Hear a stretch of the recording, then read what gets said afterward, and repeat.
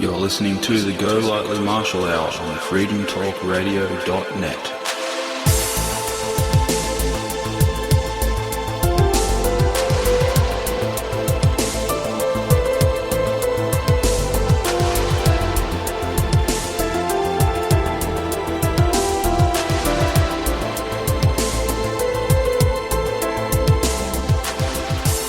If you fired a weapon anywhere in the world, it would find you. So there's no 30-second delay.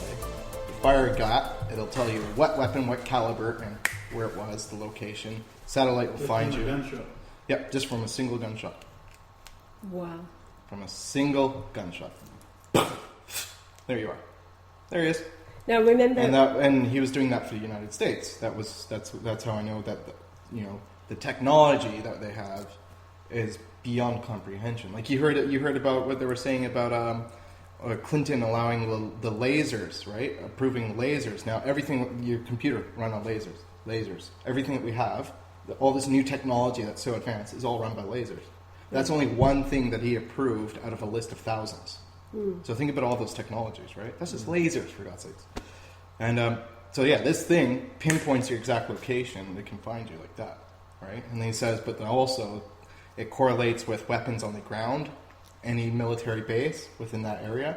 So they can find you immediately and they can have you killed within 30 seconds. That's what they were trying to get down to, because they're trying to kill the whole minute delay time.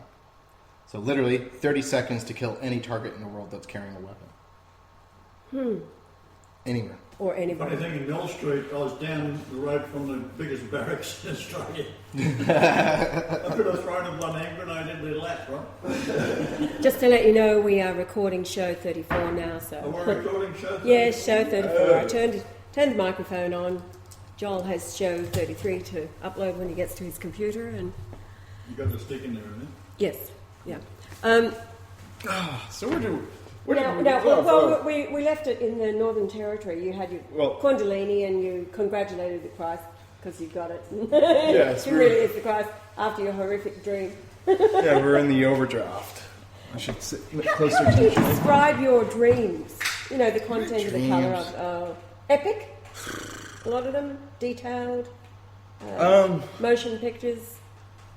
Some of them are just completely random crap, and like I've stopped having like the real random crap, recently because of the purge, right? But Yes. ones of significance, I know they're significant because like it'll be vivid and I'll remember it. But like I'll wake up in the morning and if I'm running in the dream, Yes. my legs are sore. Yes. Like literally physically, like my legs are. I've had dreams where I've literally been wet, like head to toe. Like I've gone swimming and I woke up and I was drenched. Yes. You know, like not drenched, but like must have been Yes. sweat, but Yes. like it was gnarly, right? Yeah. And I felt exhausted in the shoulders and everything. Yes. And they seem like, honestly, I really got to start contemplating on that a little bit more in a sober state of mind, because I haven't really delved into my dreams, but it feels like they are of significance, but of a complete different nature that doesn't deal with reality per se. It's more of a spiritual nature. Yes. Well, that's what dreams are. Of course, They're a of guide course. to the spirit, the soul. Yeah. No, this last trip to Sydney, you'd had that dream while you were in Poland, Yes, and yes. but the fulfillment of it was really this last trip to Sydney, wasn't it? Absolutely, and Now tell about even that. more so. Okay, in this dream, I had gone back to Canada. Right now, that's a representation of me from here going back to Sydney, going back to base camp. Right, back to where I'm familiar, and I was there in Canada in the dream. I'm going back to Canada, and there's friends that I grew up with. Right, and basically representation of friends that I'm close to, which is the friends in Sydney. Yes. And I had gone and I had a backpack full of my clothes and stuff, and it was full of this foreign currency. Now, when I went to Sydney, I went to loaded with information. Loaded with not only, like, those bags were priceless. Not for the clothes, not for any technology, for literally the black self and the black self pills that cures cancer. The MSM treatment that cures. That's a one-stop cure-all. Not only that, but also the wrist pulsar, and I also had my hard drive, which is full of everything you need to know to pull yourself out of the bullshit matrix, right? So that's the bag of wealth, right? Yes. That's the currency. That's the absolute wealth. And in the dream, I was kind of being chased for that wealth, in a sense. My friends were kind of jealous and always trying to steal it from me. But anyways, long story short, in the dream, these friends, I kind of felt like I needed to leave in this dream, so I grabbed my bag and I left, and I'm standing on a construction site. Like, as I'm leaving, they're following me, and all of a sudden I'm on the construction site, and we're all working. And on this construction site, I put the bag down, and I'm working, plodding along, and then off in the distance, it looks like Sydney City, right? And I finish what I'm doing, and then I stand up, and I just look off in the distance, and it's like across this long field, and then it's just the city in the middle of a big green field. And I'm watching this airplane. This airplane just turns into this dragon, and it's like doing chemtrails. And it turns into this dragon, and turns around and swallows the chemtrail. And I'm thinking, oh shit. And there's a big extension bridge, and it's got these long poles on it, and they're white. And they go up like this. It's almost like a bridge in Ukraine, if you've ever seen it. It's all white, and it's got these long poles. And that rose up into this huge figure, like this big megalithic structure, statue / human, right? And it starts eating everybody. Just starts destroying and eating. And the buildings are toppling over each other and just destroying each other. I'm watching all this, and I'm feeling pretty good about it. Call up, and I whip out this phone. And in the dream, it's a very smart schmick phone, right? And I've never had a smartphone or an Android or anything like that. I pull out the phone. I call Claudia, and she's overseas. Yeah, so that was the dream. This time around, how that dream was fulfilled, I went to Sydney, bag full of wealth. I went to my friends, and there was one friend that did want to learn, right? Like, he needed to learn, he wanted to learn, but he just doesn't have the capability to do it, and it sucks. But I was working, and I was working construction basically, and it came to the point where I had to go. I just knew I had to leave, and situations that were occurring, basically, that was my only option. And the funniest thing is as the day I'm leaving, the night before I'm leaving, this massive storm hit Sydney. 120 kilometer an hour winds. Like, people's retaining walls are falling down and destroying their houses and such. And there's all this chaos. And so I grab my bag, and this is the last day. I go to my bag, and my pay has been put on top of the bag, and it's in all green bills, and that's exactly what was depicted in my dream. It was green bills in the bag, and that's exactly what was on top of the blue bag. And there it was, blue bag, green bills, and I'm thinking to myself, oh shit, wow. And then I'm looking at how, it's all this wind, this incredible wind, this incredible storm. And I'm thinking about, even the feeling that I had in the dream when I was with my friends, that's exactly how I felt at the time.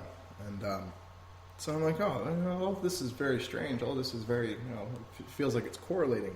And so then finally I'm on the bus, and I'm heading out back to Queensland, and I get a call from Claudia. As I'm in Sydney, leaving Sydney, and I've got this smartphone. I've got this Android, which is basically the exact same phone in the dream. Which was given to you by Ali. Was given to me by Ali, yeah. So, yeah, it's just very, very strange. Now, what, you hadn't been able to connect with Claudia? Oh, and that's the thing, yeah.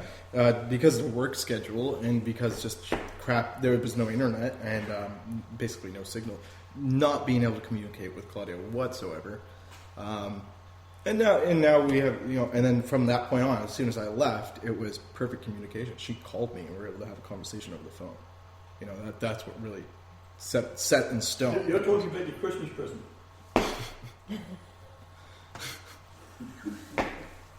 Getting me in trouble, mate. Well, let's go back to 2009. We've got to finish off the Northern Territory, because the Christmas present comes post Northern Territory. So let's walk through adventures in the Northern Territory while you were with us. Oh, where do we start? Do we start where we're chasing the actual longitude on the GPS, and we ended up we end up finding that the can opener, where someone had literally sat in the middle of nowhere. Like, we went to that location, there was a can opener. Now this is the latitude and longitude from.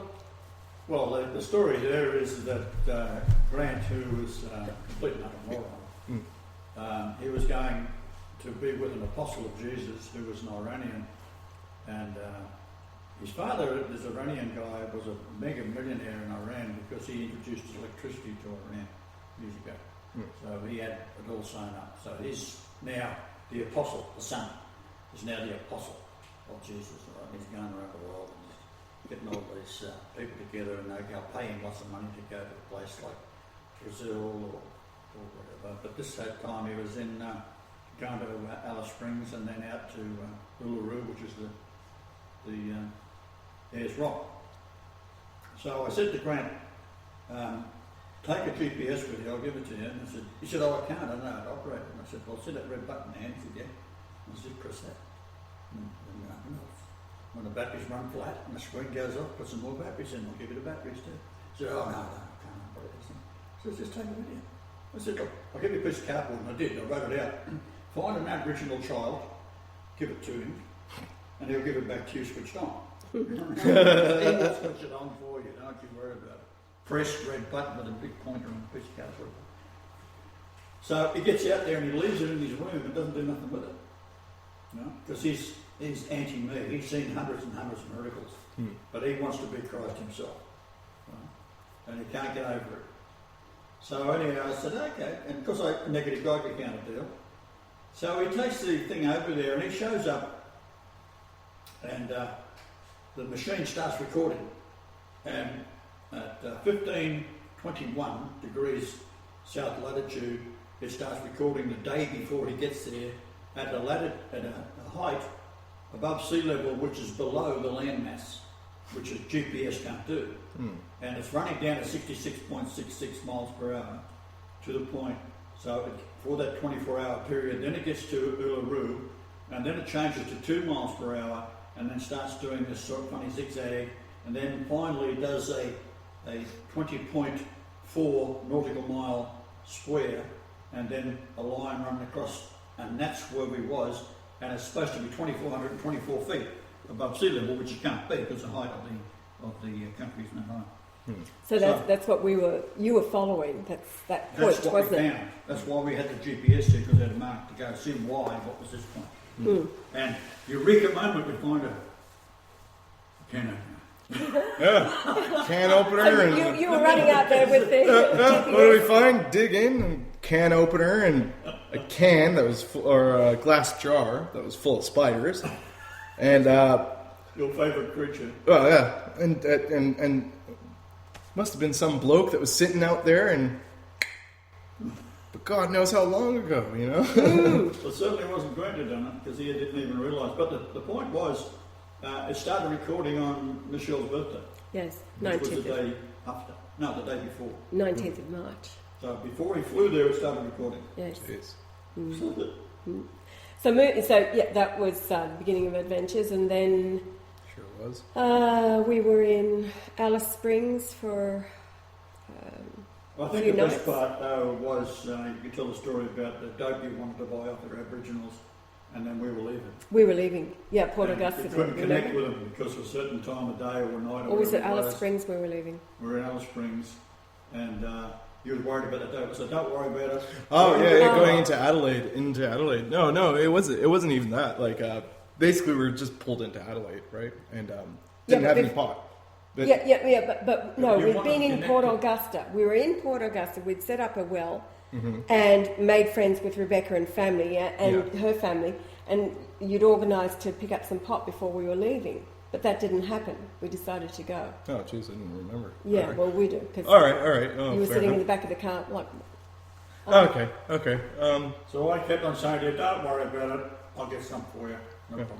Yeah, because I'm thinking, we're going to Adelaide. That's the best place in Australia for cannabis. It's the cheapest as well. And I'm thinking, oh man, I have to do the mission where I have to walk into town now, find somebody to do it. worry about them ripping me off, do the waiting game, might get something, might not. And I'm like, I'm explaining this to them. I'm saying, right? don't worry about it. Brian's going, just don't worry about it. It's all covered. Just don't worry about it. We pull into the caravan. There's into the caravan park. We get to the back and we just park, and there's a woman there, and she's just put a kettle on, Tracy, and she's just put a kettle on. And she goes, "Oh, are you guys staying here?" And I go, "Yes, yes, we are." She's like, "Would you like a cup of tea, cup of coffee?" I said, "Yeah, sure, absolutely." Actually, my memory of it, this is what she came over to us. Yeah, she I've did. got banana cake there. I've just tea and coffee because Yar loves banana cake. Uh-huh. And she said, "I've got and tea and coffee. And I've got banana cake. You've just arrived. Come on over." That was even before we set up the tent. I'd have to say they were angels. You know why? Yeah. I just realized something. You know what the strain that they gave me was called? Jack Herrera. Do you know what the original name of that strain No. is? The Light of Yah. Ah! The original name of Jack Herrera is the Light of Yah. And that's what he gave me. Light of Yah. Okay, Yeah. so continue. You would tell about. Yeah, so we pull in and she's offering coffee. His mom's having having a conversation with him. I'm like, oh yeah, they're nice folk, and I'm looking at their tent. And, I meet Tracy and Stephen, was it? Or Tracy? Oh, and, look, I forget his Tracy, name. her name. Tracy and her partner. yeah. Well, We'll call him Steve. Andrew? No, I don't think it was Andrew. It's not funny. anyways, Steve is good.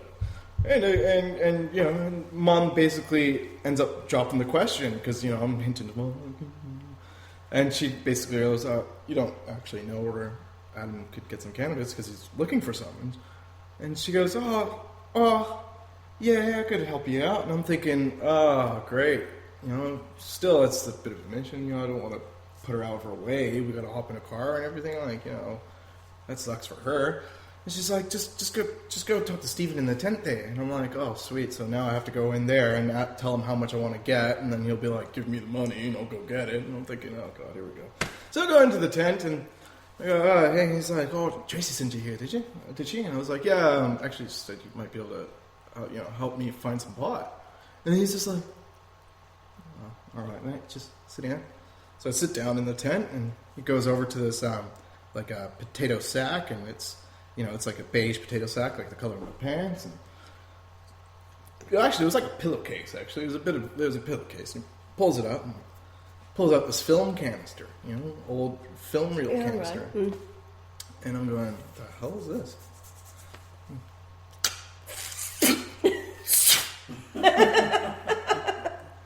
It's about a pound. Puts it in my lap, and I'm like, this is it's nicest smelling, nicest manicured. This is really amazing cannabis. Like, honestly, I hadn't seen cannabis that good since Canada, because what it looks like, it actually looks like it's been glazed in like maple syrup, and it like the leaves are shiny, and you're like, wow, that is schnick. That's a beautiful job, trim job, and it was outdoor, but usually people don't trim their outdoor. Manicure it so beautifully. This guy had done an amazing job. And he's just like, man, better pound. Passes that to me, and I'm like, oh my God. And then he pulls out another one from the sack and opens that, and he's like, oh yeah, it's about half a pound. So he puts a pound in my half in my lap, and I'm just like, looking out the crack of the tent at just like, Jesus. Like, so how much you want, mate? Whatever, $50 will get me. $50, and Sydney gets you 3 grams of crap. Put 7 grams in my lap for $50, right? I'm like, wow. And then, of course, you guys had the conversation about the colloidal silver and about yaw and everything. He's just like, Steve calls me back into the tent, and he's just like, mate, your folks are absolutely outstanding. Here, I'm going to give you a bit extra. So he gives me a bit of his extra pot, right? And he's like, now, I keep this away from Tracy because it's the real nice stuff, right? So he goes in and he pulls out this White Ox tobacco pouch, and he's just like, yeah, and gives me a couple more grams. And I'm like, oh, what a legend, right? Walk out. He walks out and he goes and does his thing. Tracy comes over. She's like, wait, come here. Because you guys are giving them a wrist pulser at this point. She goes, wait, come here. Takes me into the tent. She's like, I'm going to give you some of the special stuff. Don't tell him I know where it is. She pulls out the same bloody thing, right? And gives me the whole pouch. She just goes, here you go. I just pulled it out. I'm like, he should just give me all of his primo buds. Like, I wasn't going to say no, right? And yeah, that was Tracy's statement. And yeah, so when y'all says, "Don't worry about it, folks," heed that advice. Don't you worry. Now, I remember that night because, as you know, I don't smoke. Yeah. But I did have a puff that night of this Primo stuff. And I remember singing, and of course the world knows I cannot sing, but yeah, I can sing, so I ride on his coattails. And then there was a word, if I could remember the word, that would be the word. There was a word, an obscure meaning to it. And my mind opened up like a dictionary, and then I said the word, and then like the dictionary, I went in and gave the definition of the word, just like reading a dictionary, but it was straight out of my mind about this particular word. And of course, I can't remember the word at all, but I remember thinking, oh my God, this is what you mean about the mind opening and the information pouring in.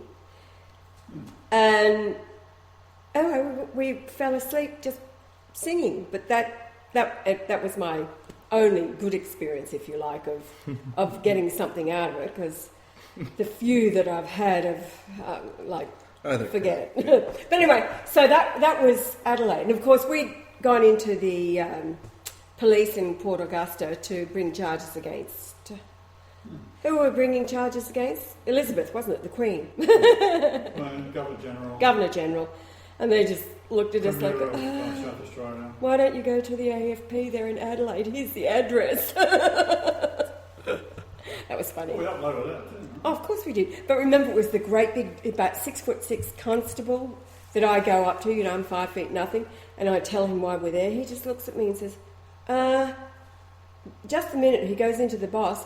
And so they send out the fighting warrior, who was my size and female, replaced the 6'6" giant with this. And all she can say is, look, I'll give you the address of the AFP. Well, I said to her, she said, you got a computer there, Google my name. It'll be... Does, nothing comes up, she says. Right. They've removed it. I may have removed it from all the cop bloody... Oh yeah, they'd have lockers and all that. Why do you think they're all on their own private networks? They're not on the same internet networks as all of us. No. So from there, that was Adelaide and Tracy and partner, and then that's when we drive to Harcourt.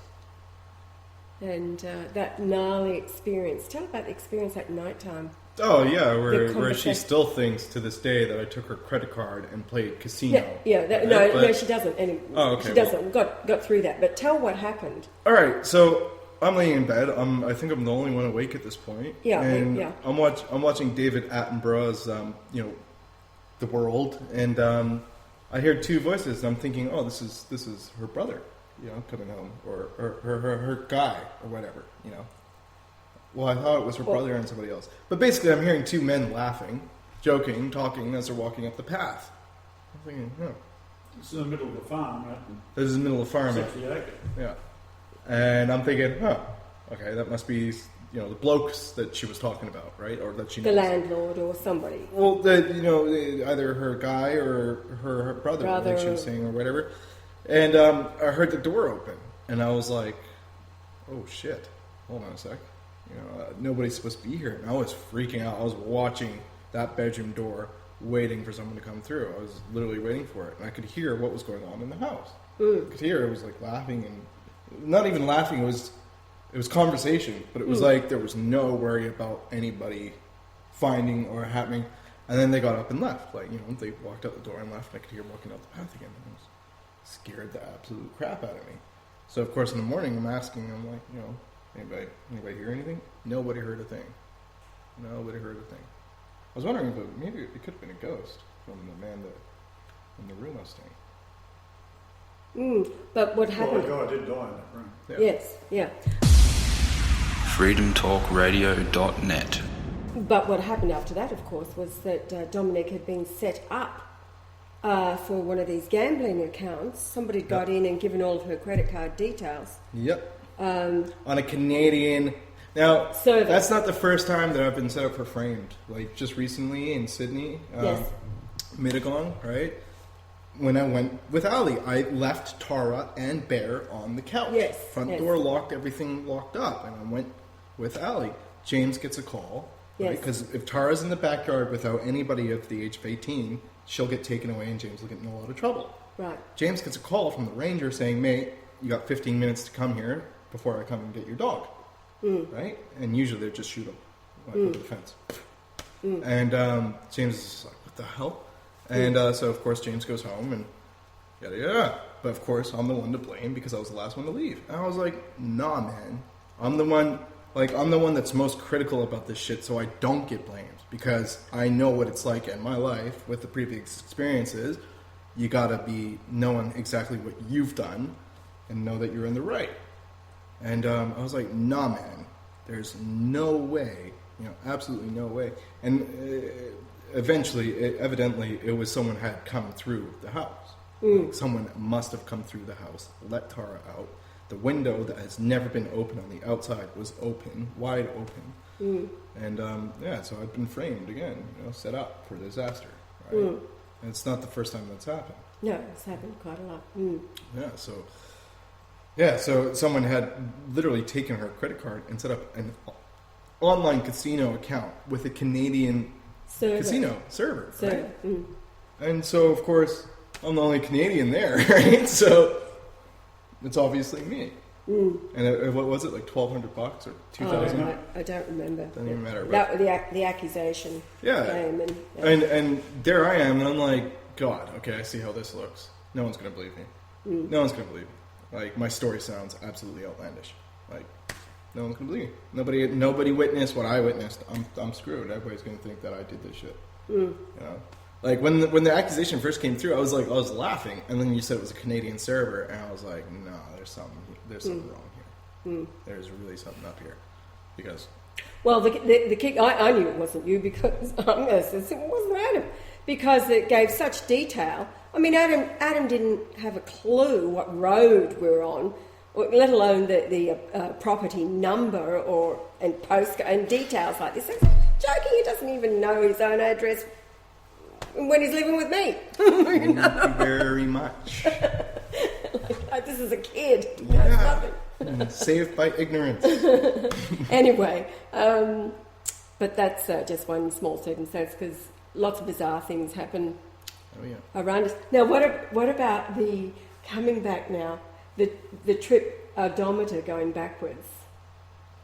You remember that in the? It would happen. It happened on a few occasions. That yes, on driving that trip. literally in the middle of the. And I remember the one when we were in the car and it broke down in the middle of the desert.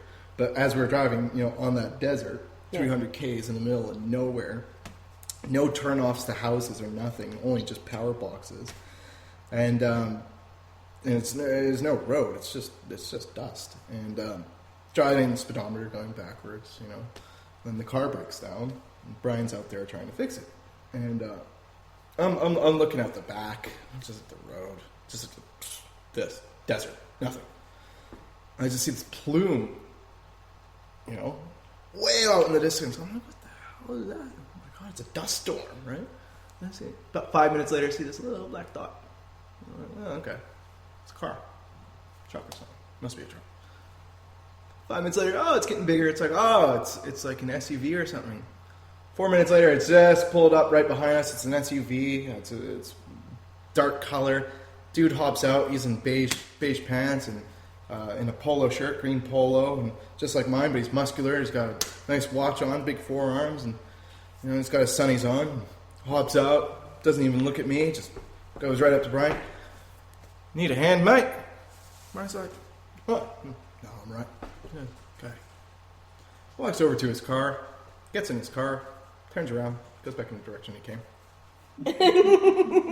Now I'm telling you, 300, we were good 300-400 Ks in the middle of this desert, and I hadn't seen a single turn-off route, a single path down to a road that might go to some homestead. Nothing. Absolutely nothing. The only thing that was out here was little tiny supply boxes every 20 Ks. You know, if you were lucky, there was nothing out here. So what the hell is this dude's business? You know, like I watched him for a good 15 minutes driving up, come up, need any help, mate? No. Right Turns now. around, goes back. Right now. Gets in, drives away, and I watch him for another 15 minutes, disappearing. Think it might have been an angel. Angel or Agio? I reckon it was Agio. Because when he hopped out, he had the perfect... He fit the part Now, for how Agio. many police cars did we see? Radio is Australia CIA. Yes. Yes. How often did we come across police vehicles? Oh, jeez. Too many times. Too many Same times. hotel, there's one next door, one across the other side. I'll tell you what. Too many times for a young pot smoker at that age. Paranoia was rampant. And the graffiti. Oh, yeah. Oh, God. Oh, Jesus. That was some... For them, it was all a joke. It was all fine. For me, I'm like, they're coming for me. You know? I'm like, this is all it is. They're just waiting for me to slip. You know? I'm out there painting every night. Smashing towns. I mean, smashing towns. I own towns. To this day, 6 years later, God, I'd still have that bridge. That bridge is mine. Alice Springs. Ugh, God, that is my Port town. Augusta. I remember Christ is back on the train. I went with you. Yeah, I was just... That's an old abandoned train, huh? It was prime 20 carriages or so. prime Yeah. real estate, though, because you had that bridge that goes right over the side. And there it is, this big, beautiful... I honestly want to go back and do something massive. Big BLGM, top to bottom. Top to bottom, we'll go there with rollers. Big chrome, BLGM. Good. Oh, dear, oh, dear. Do one car, one letter for each car.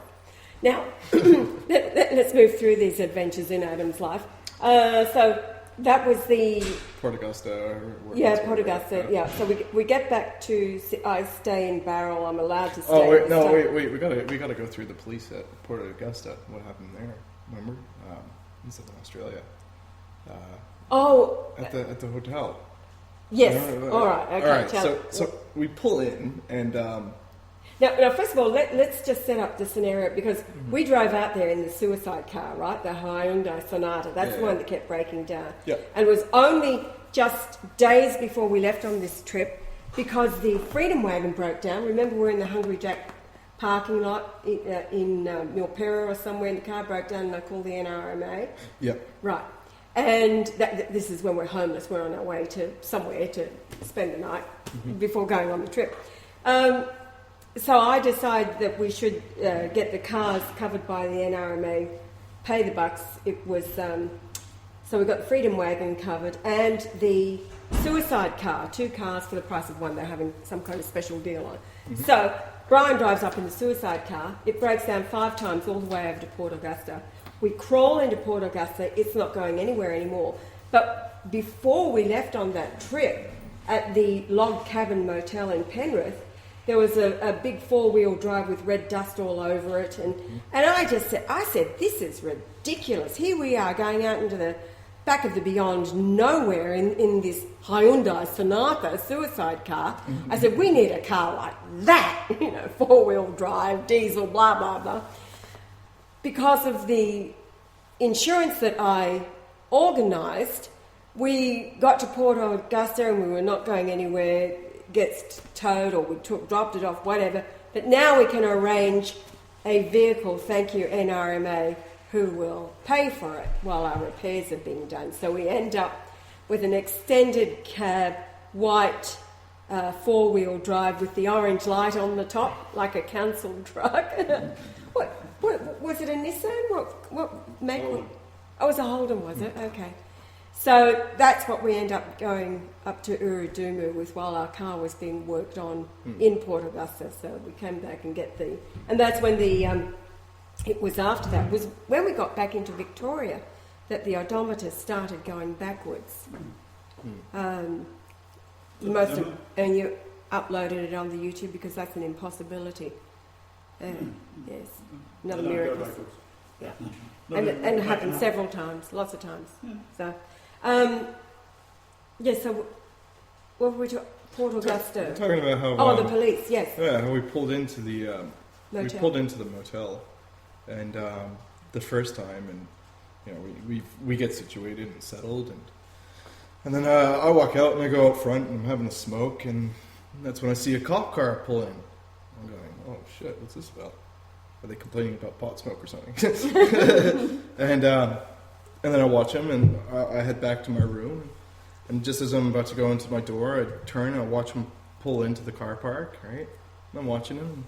Gets out, opens up his trunk, grabs a duffel bag, heads out, goes into the hotel room that's directly across from you guys, like just across the lot. Right? Perfect prime real estate to watch both of us, actually.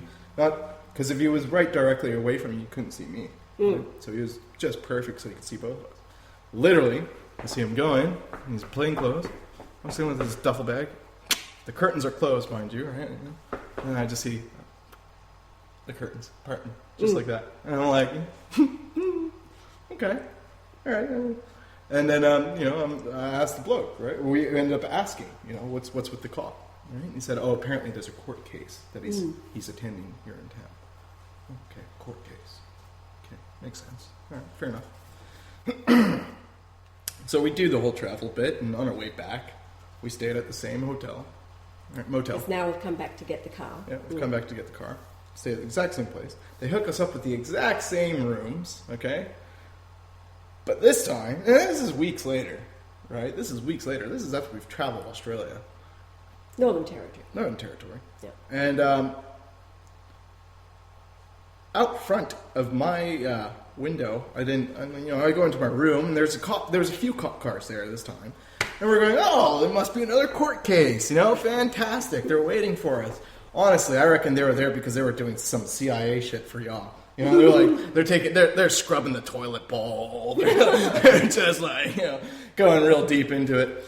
So I'm like, and this is after I know that, my realization of y'all, and I'm like, yeah, no, that's dodgy as hell. There's no excuse for that, and there's no court case, nothing. And I'm like, oh, okay, but at least they're over there, and I'm not worried. So I go into the bathroom, and I start packing up a bong, and smoke one down, blow it out the bathroom window, walk out. I open up my curtains, and I've got like a bush right in front of my window, and on the other side of that bush is a paddy wagon. And I've just gone... and opened my door, closed it, locked it, pretended to go for a walk around to the laundry room. There's another paddy wagon. There's a cop car around there again, and I'm like, wow, this is a court case convention for the police. Geez, it must have been like a raid party or something. Do you remember when we were at Rebecca's house in Port Augusta, wasn't it? Rebecca's house, Port Augusta. When I was asleep and the cops you came were up asleep and with Charlie, yes, and they're knocking on and they come to the house, want to talk to me. Yeah. Well, it's an Aboriginal community. Yes. And then there's this white guy flaked out in the front seat of the car. Back seat, along the back seat, with Charlie. Yeah. Right. And then they come back and they do, they know who we were, right? We've got this bloody trailer on the back. With the sign and taking notes. We can cure swine flu, we can cure this, cure that. Yeah. Right? And before I open your mouth, he just says, just give me the short version. Oh, God, here we go. The Shaw giveaway. So he's taking notes as I'm launching and Yar's filming it all. All right, now... Well, what the amazing part was, the Aboriginal lady there, we're talking about who I am and so forth. Yes. And she just Googles it. On her BlackBerry. They've all got BlackBerries. Yeah, well, Didn't have to go to the library. That confirms it, Yeah, we've been watching your videos all day. This is the day after, Yeah. So... But we did stop the H1N1 flu epidemic going through. Yes. Oh, absolutely. Yeah. That's why we went to Uradumu, because that's where the smashed first and only, the first... The first one. lie of the death. Yeah. That was absolutely... Yeah, now tell about when we get to Uradumu, from your perspective. Well, Uradumu is 275 kilometres northwest of Alice Springs, which is in the middle of nowhere. Yes, Centre of Australia. yeah. We have talked about this recently, but now I was told the day before, Brenda was her name, been there 30 years in the Aboriginal community, the only white woman Yep. looks after the gas station and the general store. Say hello to Brenda. She helped me changing a tyre or something. This dude that was telling me, say hello to Brenda for me. Okay, so we get there, and now tell from your guy in the trailer park. guy. Yes, we were in the campground in Alice Springs. I'm washing up at the kitchen sink. He comes, makes conversation, and where are you going? We're going to Uruduma. I've just come from there. Please say hello to Brenda. No one come from Uruduma. Yeah, well, he'd come through there, yeah, but broken down, and she helped him. So now, from your perspective, you tell what happened from the moment that you got out. First of all right, let's just the fact that they said that this thing had started in Mexico and the very first death was out in Uruduma, right, out in the middle of nowhere. You just go, it's a. Who the fuck came from Mexico and went all the way out here? You know, you're like, no, not happening. Like, seriously, not happening. Like, this community hasn't seen another white folk. They wouldn't, if they saw a Hispanic, they'd probably think he was an alien. You know, like, they'd be like, oh my God, you know? Like, so, yeah. And so we're driving out there, and I actually had felt this thing crawl up in my throat, and it was killing me, and I felt like absolute crud. Like, it was like a full-blown flu hitting me in the back of the throat and the nose and the eyes all at once. And I was like, how the hell did this happen? You know, my throat's closing up. I'm like, ugh. So I downed 2 bottles of silver water, cleared it right up about 5 minutes later.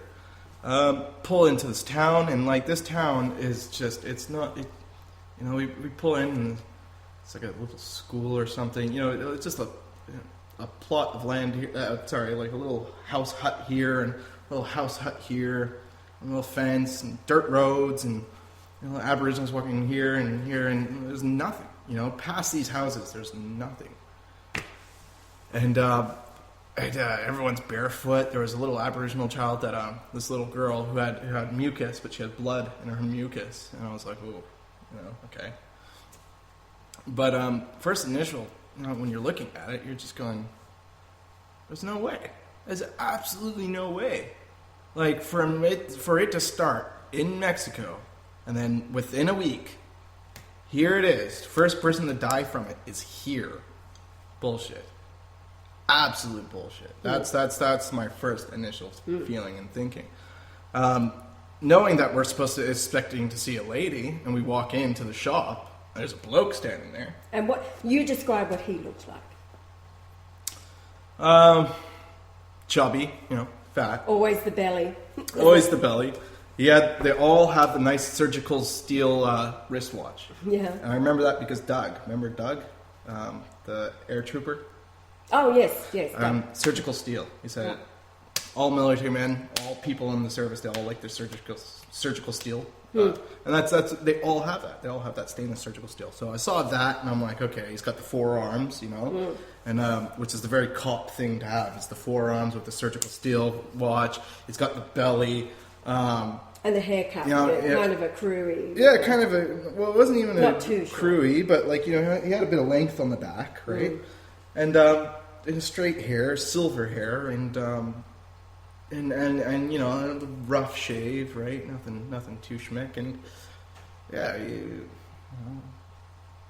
know, not the prettiest thing to look at, right? But ordinary. Ordinary. In the sense of, yeah. Ordinary in the sense Which is what they advertise for. Yeah. Ordinary in that sense. Ordinary enough. And I was just kind of observing, not him, but the guy that was working with him, the Aboriginal in the shop, who was actually a half-caste. Now, I was looking around everywhere else, and I didn't see any other half-castes, right? So I was like, where's he come from? You know?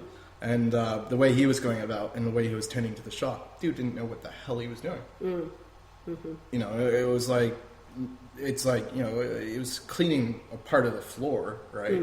That you're just like, mate, you're really wasting your time there, buddy. Like, you know, go stock some shelves. I see plenty of shit that's not on the shelf that should be stocked, and yet here he is cleaning like this little wedge in the corner of a fridge. Like, man, that's insignificant compared to what's going on in the shop here. Get your priorities straight. And he just looked very uncoordinated and more like he was just there, you know. Instead, if something were to happen, he was part of the props. Absolutely. And as you guys are talking to him, you know, I'm going, oh, okay. I listen into the conversation, and you guys are telling him about how the stuff the colloidal silver works, and how I was feeling ill, and he looks down at me, and how I drank it, and now I'm feeling better. And I'm like, yeah, dude. And he looked at me, and he gave me this bullshit kind of look, and that's when I went, yeah, fuck you, mate, and I walked out. Right? I was like, this guy's a prick. This guy's obviously paid, and literally I walk outside the shop, and there's this little office, right? And there's a couple of Aboriginals waiting out, and that's where I saw the girl with the mucus and the blood. And there's an Aboriginal inside talking to another white person, another white woman. But she looks very official. She's got the full suit and skirt pantsuit and everything, but in a skirt. And she's talking to him. I'm looking at her, and I'm like, that's not Centerlink. What the hell is that? And she's literally talking to them. And they've looked at me, and I'm just watching. Then they get back to talking and doing their business. And it was just very, very strange. Very strange. The woman we'd gone to see wasn't there. Yeah, exactly. because the story was. Or I asked one of the other about this woman. How long you been here? Blah, blah, blah. She's been there all her life. 30 years, so yeah. Dedicated the her only life. white woman in the town. And yet suddenly she's disappeared from yesterday, and they say they've been there for 18 months. 18 months from Perth, came across from Perth to this godforsaken hole of a place. Shot himself in the foot right there. Yeah, absolute shit. Yeah. And then seeing that woman, that young woman, talking to the Aboriginals, I think she would have been the one saying, this is the protocol, this is what you don't say anything to these people. And of course, now we were not allowed on the reservations. Remember, we weren't. I had to fill out a form to apply to go on to the land reservation. council. Now, this is what's funny. Mom applied for, and we were doing it smart because you had a few permits you could apply for. One to drive past, one to actually get out and talk to the tribe, and so we were like, okay, let's just get the one for driving through, right? Remember, that's the one we applied for. We didn't apply for the one to get out and talk to the tribe or meet any of them. We literally applied just to drive past. Okay. So Mom goes in and she fills out the land council forms, and they go, come back to tomorrow at 11 o'clock. It'll be all settled for you. We rock up at 11 o'clock. Now, if anybody is supposed to deny it, it's supposed to be the Alice Springs Land Council. Okay? No, it is scribbled out, denied by WHO. The World Health Organization. We had mentioned nothing about our plans. We had done this. Brian was like, just let Mom go in. We'll actually drive away so nobody sees the car and anything. We've done it so strategically, and yet that's who we were denied by. The WHO. What the hell do they have to do with the Land Council of Alice Springs? And yet this is where the first death is. Folks, God's coming to save the world. Who are we denied by? The WHO. I tell that to Ali, and I tell that to Ali, and I tell that to Dar, and Dar gets it. Dar's just Dar's a believer. Down in her heart, it's all the Xanax and all that. She's a believer because when I tell her this stuff, she goes, "Wow," and I'm like, "Yeah, thank you." That's the reaction we should have from everybody instead of from Ali, from the children. Your own children roll their eyes. You're crazy. It's like, fuck. You guys, you know what? Seeing is believing for you guys. I get it. That's really what it is. You can say you have all the faith in the world, but seeing is believing for you guys. Right? And if they were there, if they saw this, then they would know there's huge significance. Absolutely monumentous. That's why, when it comes down to it, girls, children, no, but seriously, sisters, when it comes down to it, you really, what do we have to say here about them? And their whole excuse for... Well, what's it? Two of them are being radiated right now. Yes, They're not listening to me either. Exactly. Yeah. Amazing. Get out now while you can. Don't remain there any longer. Look, girls, you think Mom's crazy. You think I'm loopy. Because we've done our due diligence. Look, I know I was a little shit when I was a kid. I lied a lot. And that fuels me now to always find the truth about absolutely every situation. Dad lied to us through our entire lives. So now I am the most diligent person. Anything that comes out of my mouth, people that actually know me knows it to be the actual upstanding truth. You guys take everything I say for granted.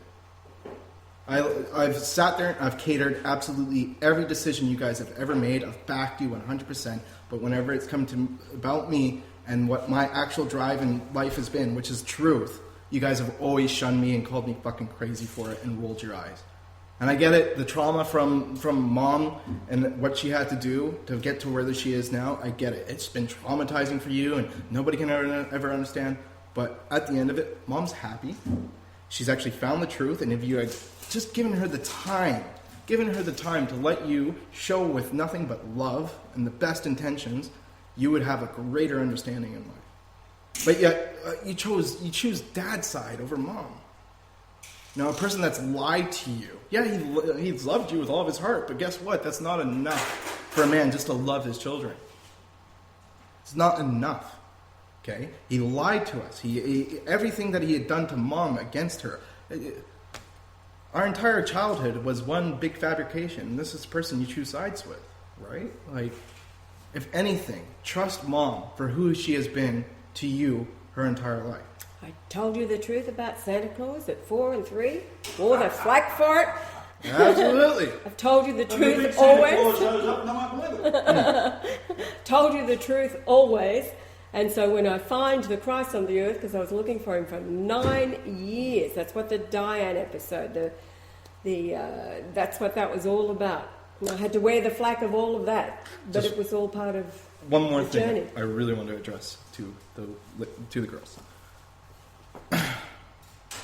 Whatever you think about mom and Brian, fine.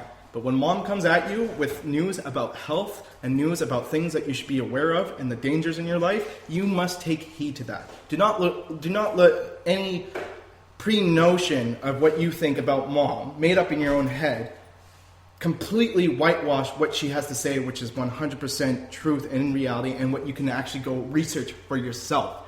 Ali, Aaron, Abby, Ali especially, formula and soyas, get off the shit. Go look it up for yourself. You're being completely lazy, and it's really driving me up the goddamn wall. All of you need to smack your heads and give it a shake. It's not conspiracy. It's not conjecture. It's not absolute fabrication. It is 100% truth. Everything you're learning from these other people, it's driving me nuts. You girls are the most ignorant people on the face of the earth. What was it you said about willful ignorance was the big whoop-de-doo? Of course, there's no excuse for willful ignorance, is there? It's not willful ignorance. You're not just willing it to happen. You're forcing it to happen. Which is willful. You're taking something that mom says, and just because you have a pre-notion of what she has done with Brian, and whatever your opinion about it is, you disregard it because of mom's crazy. No. Listen. Open your fucking ears. You think she's crazy for one point, Brian. Everything else that she explains is 100% true. Actually, it was James some years ago. Oh, right. James some years ago, who apparently, and this might have come from Dane, I'm not sure, but somebody told me that, or it might have been James himself, while he was still overseas, said that, Aunt Nell is the only sane member of the family. Thank you. When you were with Brian, right? Yes. And all the commotion was going on, and Abby's like full on breaking it down to the family at Nan's, James told her to shut up. He said, shut up. She's happy, isn't she? Is she happy? Abby said, he goes, I know she's happy, so it's a fucking problem. Like, if it's not causing problems, she's like, but it is though. It's like, are you causing the problem? Are you the cause of the problem? Because nobody else has a problem, and that's where they're at today. They're just like, oh, mom's happy, we accept it. That's not enough. That's not enough. Mom's happy. Listen. Open up your ears and fucking listen. Oh, but I don't have time, I've got to go work. It's like, okay, but you go work and then you go sit at home and you're on Facebook. I've seen your posts. Don't tell me you don't have 10 minutes of your day to look up something that your mother tells you out of divine love, out of care. You side with the person in our lives. This is who you're siding with. The person in our lives who fills you with guilt and fear.